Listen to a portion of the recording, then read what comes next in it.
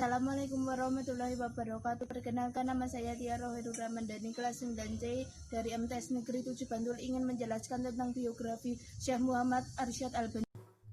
Oke, mari kita lanjut ke pembahasan berikut ini mengenai biografi Syekh Muhammad Arsyad Al-Banjari. Yuk simak pembahasannya, jangan di-skip-skip ya. Syekh Muhammad Arsyad Al-Banjari lahir di Lok Gabang, Martapura, Kalimantan Selatan pada tanggal 17 Maret 1710. Beliau meninggal pada tanggal 3 Oktober 1812 di dalam Pagar, Kalimantan Selatan. Beliau merupakan putra tertua dari 5 bersaudara, yaitu putra dari pasangan Abdullah dan Aminah. Beliau juga dikenal dengan sebutan Datuk Kalampayan karena makamnya terletak di desa Kalampayan. Syekh Muhammad Arsyad merupakan keturunan Alawiyin melalui jalur Sultan Abdul Rashid Mindanao, sebagaimana yang dituliskan oleh Mufti Kerajaan Indragiri yang bernama Abdurrahman Siddiq yang pernah menulis biografi tentang Syekh Muhammad Arsyad. Perjalanan intelektual Syekh Muhammad Arsyad hampir sama dengan ulama-ulama besar lainnya, yakni menimba ilmu hingga ke Mekah. Ketika masih kanak-kanak, beliau diadopsi oleh Sultan Tahlilullah untuk dididik secara tuntas. Bahkan, beliau dikirim ke Mekah dan Madinah untuk belajar di sana selama kurang lebih 30 tahun. Saat masih kanak-kanak, Syekh Muhammad Arsyad tergolong anak yang cerdas dibandingkan dengan teman-temannya yang lain. Tidak hanya itu, beliau juga memiliki budi pekerti luhur dan sangat menyukai keindahan. Salah satu keahliannya adalah seni melukis dan tulis. Berkat kepandaiannya dalam melukis, Sultan Tahlilullah yang melihat langsung hasil karya Syekh Muhammad Arsyad saat berkunjung ke kampung Lok Gabang langsung terkagum. Waktu itu Syekh Muhammad Arsyad masih berusia 7 tahun. Kemudian Sultan Tahlilullah meminta kepada orang tua Syekh Muhammad Arsyad agar mereka bersedia menyerahkannya untuk dididik di istana, sekaligus diangkat sebagai anak angkat Sultan. Meskipun agak berat, Abdullah dan Aminah tidak dapat menolak maksud baik Sultan untuk menyerahkan anaknya diperbolehkan tinggal di istana, belajar bersama dengan anak-anak bangsawan dan cucu Sultan. Di istana, Syekh Muhammad Arsyad tumbuh menjadi anak yang cerdas dan memiliki akhlak mulia. Beliau sangat ramah, penurut, dan selalu menghormati yang lebih tua. Karena sifat-sifat mulianya itu, semua orang yang berada di istana pun menyayanginya. Sang Sultan pun sangat menyayangi dan selalu memperhatikan pendidikannya. Beliau memperoleh pendidikan dari guru-guru yang didatangkan Sultan ke istana.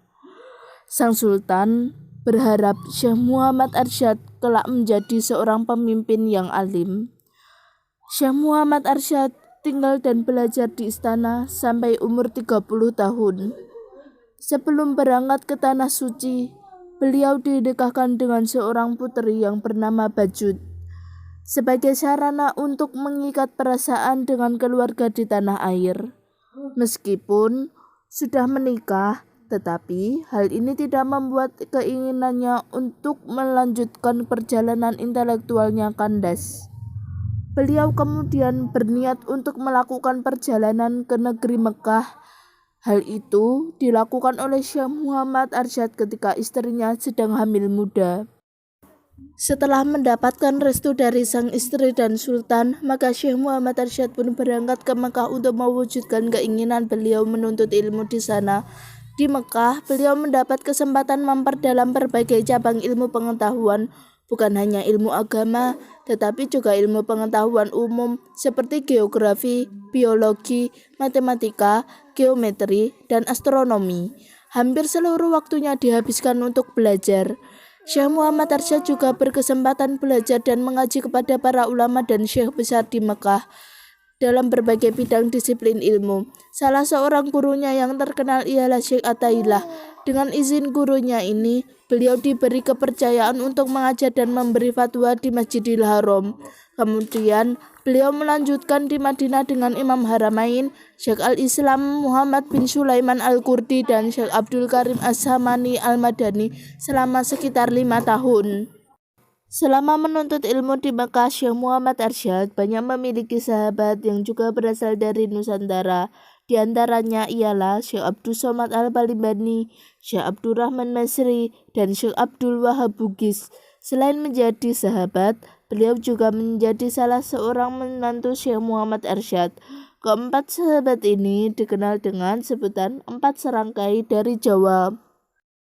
Syekh Muhammad Arsyad menuntut ilmu di Mekah dan Madinah selama kurang lebih 35 tahun. Namun, waktu yang lama itu tidak cukup memuaskan untuk berguru. Beliau masih ingin melanjutkan tur intelektualnya ke Mesir bersama 3 ulama Nusantara lainnya. Namun, Syekh Al-Islam Muhammad bin Sulaiman Al-Qurdi memerintahkan agar mereka pulang ke Jawi untuk berdakwah di negerinya masing-masing. Saat berada di Jakarta, Syekh Muhammad Arsyad membenarkan arah kiblat di beberapa masjid yang menurut pengetahuan dan keyakinannya tidak tepat. Masjid tersebut antara lain Masjid Jembatan 5, Masjid Luar Batang, dan Masjid Pekojan. Di mihrab Masjid Jembatan 5 terdapat catatan berbahasa Arab bahwa arah kiblat masjid itu diputar ke kanan sekitar 25 derajat oleh Syekh Muhammad Arsyad pada tanggal 4 Safar 1186 atau sekitar 7 Mei 1772. Syekh Muhammad Arsyad tiba di Martapura pada bulan Ramadan 1186 atau bulan Desember 1772. Sejak itu sampai wafatnya beliau mengabdikan dirinya membina masyarakat dan mengembangkan Islam. Dalam kegiatan pembinaan masyarakat ini, beliau dibantu oleh Syekh Abdul Wahab Bugis yang ketika itu sudah menjadi menantunya. Syekh Abdul Wahab Bugis dinikahkan oleh Syekh Muhammad Arsyad dengan putrinya yang bernama Syarifah. Saat Syekh Arsyad di Mekah, tidak lama beliau menerima surat dari Sultan Banjar bahwa istrinya Bajut melahirkan seorang anak dan sudah dewasa. Langkah pertama yang dilakukan Syekh Arsyad setibanya di Martapura, beliau membina kader-kader ulama, khususnya di lingkungan keluarganya sendiri. Beliau tidak tinggal di istana seperti sebelum berangkat ke Tanah Suci. Beliau meminta kepada Sultan agar diberikan sebidang tanah yang akan beliau gunakan sebagai tempat tinggal, tempat pendidikan, dan pusat pengembangan Islam.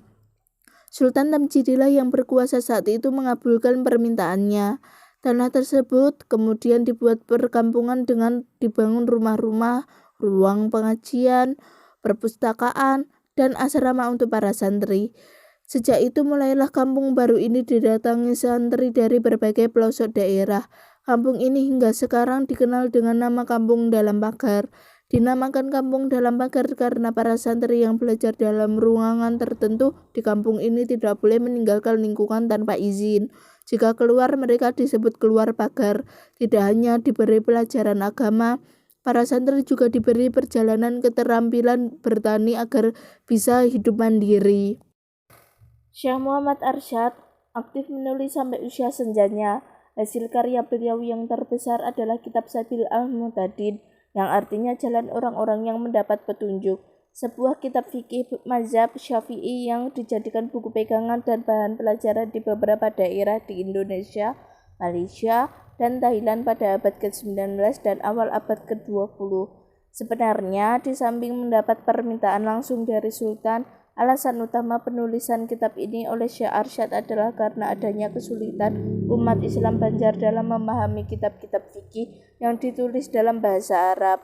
Sehingga Syekh Arsyad menulis kitab ini dalam bahasa Melayu atau Jawa tulisan Arab.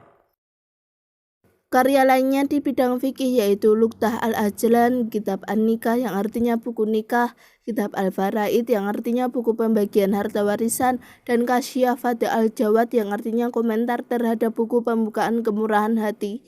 Di bidang tauhid, karyanya antara lain Ushul Ad-Din yang artinya dasar-dasar agama, Tufa Ar-Rohibin fi Bayan Haqiqah Iman Al-Mu'minin wa ma yufsiduhu min riddah al-murtadin yang artinya hadiah bagi para pecinta dalam menjelaskan hakikat iman para mukmin dan apa yang merusaknya dari kemurtatan orang-orang murtad. Al-Haul Al-Muqtasar fi Alamah Al-Mahdal Muntazar yang artinya pembicaraan singkat tentang Imam Mahdi yang ditunggu.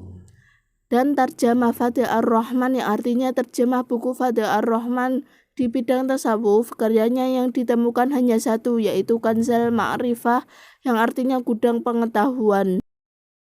Di samping itu masih ada karya tulis berupa mushaf Al-Quran tulisan tangan Syekh Arsyad dalam ukuran yang besar yang ditulis dengan khat yang indah. Mushaf tersebut sampai sekarang masih dipajang dekat makamnya. Karena keilmuan beliau yang luar biasa, Syekh Muhammad Arsyad Al-Banjari mendapat julukan Matahari Agama dari Banjar.